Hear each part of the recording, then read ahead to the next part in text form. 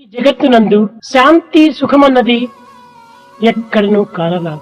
In this world, nowhere you find peace and happiness. మానవుడు శాంతి స్వరూపుడై కూడాను తన శాంతిని తాను తెలుసుకోలేకపోతున్నాడు. Being the embodiment of peace, man is not able to find out the peace within. తానే ప్రేమ స్వరూపుడై కూడాను తన ప్రేమను తాను అనుభవించలేకపోతున్నాడు.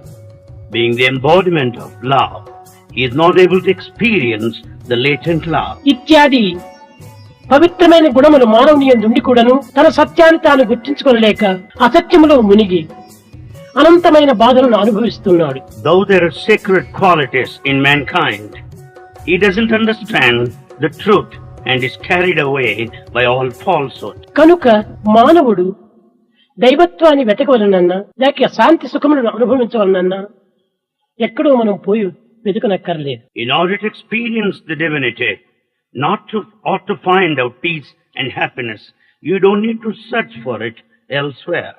ఈనాటి మానవుడు సత్యాన్ని గుర్తించడానికి అడ్డు తగిలేది ఏమిటి? What is it that stands an obstacle in our quest for truth? అన్నింటికి అడ్డు తగిలేటువంటిది మనస్సే.